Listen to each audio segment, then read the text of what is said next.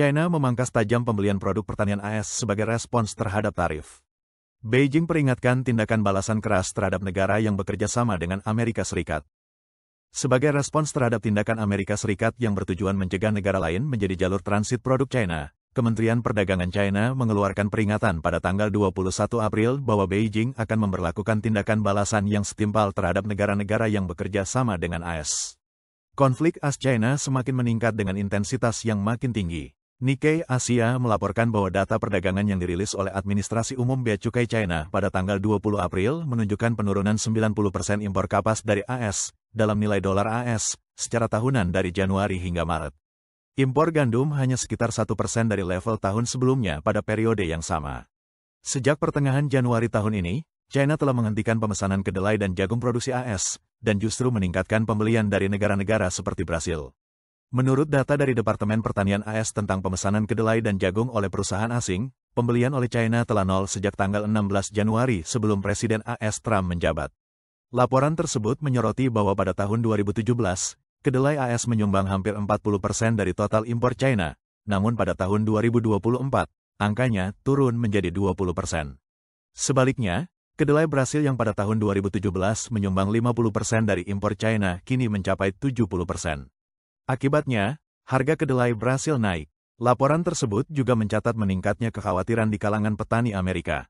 Caleb Ragland, Ketua Asosiasi Kedelai Amerika, mendesak pemerintahan Trump untuk segera bernegosiasi dan mencapai kesepakatan dengan China. Brasil diperkirakan akan mencapai rekor panen kedelai tertinggi pada tahun 2025. Mauricio Buffon, Ketua Asosiasi Petani Kedelai Brasil, menekankan bahwa posisi Brasil sebagai pemasok kedelai terbesar di dunia semakin menguat. Pada pagi hari tanggal 21 April, Kementerian Perdagangan China mengeluarkan peringatan sebagai tanggapan atas tindakan AS yang bertujuan mencegah produk China menghindari tarif melalui jalur transit. Kementerian tersebut menyatakan, jika situasi seperti itu terjadi, China sama sekali tidak akan menerimanya dan akan dengan tegas mengambil tindakan balasan yang setimpal. The Wall Street Journal melaporkan pekan lalu bahwa pemerintahan Trump berencana menggunakan negosiasi tarif yang sedang berlangsung untuk menekan mitra dagang AS agar membatasi perdagangan mereka dengan China. Menurut laporan tersebut, strategi pemerintahan Trump melibatkan negosiasi dengan lebih dari 70 mitra dagang AS, dengan tuntutan agar negara-negara tersebut mencegah China mengirim barang melalui wilayah mereka, menghentikan perusahaan China mendirikan operasi di negara mereka untuk menghindari tarif AS, dan menolak menyerap produk industri murah dari China ke dalam perekonomian mereka. The Wall Street Journal mencatat bahwa langkah-langkah ini bertujuan untuk melemahkan ekonomi China yang sudah goyah dan menempatkan Beijing dalam posisi lemah menjelang kemungkinan pertemuan antara Trump dan pemimpin China Xi Jinping. Mengingat beragamnya hubungan ekonomi antara negara-negara dengan China, tuntutan spesifik kemungkinan berbeda secara signifikan. Perdana Menteri Taiwan, Cho Jung-tai, baru-baru ini menyatakan bahwa pemerintah akan secara ketat menindak barang-barang China yang diberi label ulang sebagai produk Taiwan, serta mencegah dumping besar-besaran barang murah China di Taiwan. Ia menegaskan bahwa Taiwan tidak boleh menjadi celah dalam sistem perdagangan global. Bahkan negara-negara ASEAN pun mulai berbalik arah dari China. Beberapa negara, seperti Vietnam, secara proaktif menghubungi Amerika Serikat untuk menegosiasikan perjanjian tarif nol dan berjanji mencegah produk China yang disamarkan sebagai Made in Vietnam membanjiri pasar AS. Dalam bidang semikonduktor, Belanda akan memperluas larangan penjualan mesin litografi ke China, termasuk mesin DUV, yang secara efektif menghentikan produksi chip China di bawah 28 nanometer.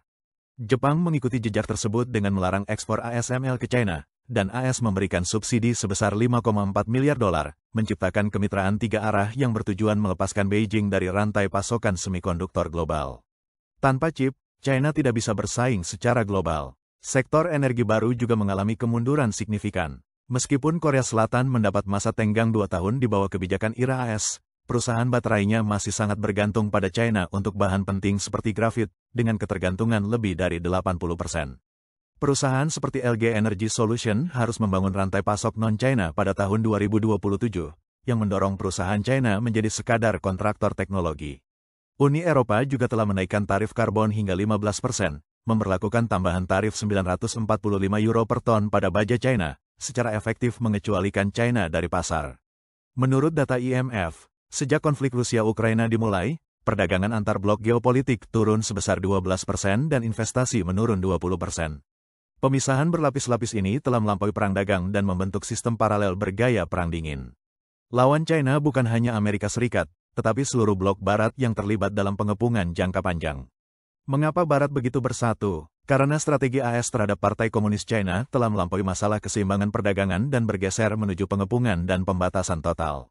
Seorang mantan pejabat Dewan Keamanan Nasional Gedung Putih menyatakan bahwa tarif hanyalah langkah pertama, tujuan akhirnya adalah mencegah China memasuki rantai industri bernilai tambah tinggi.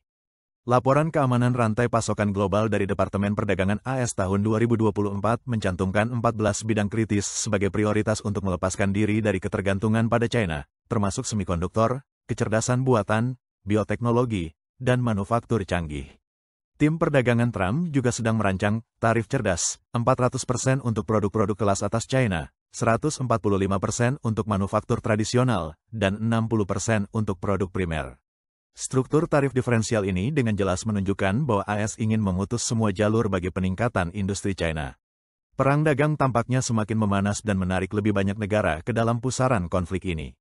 Pertanyaannya, dari dua raksasa ekonomi ini, siapa yang akan keluar sebagai pemenang? Waktu tampaknya menjadi penentu yang paling akurat.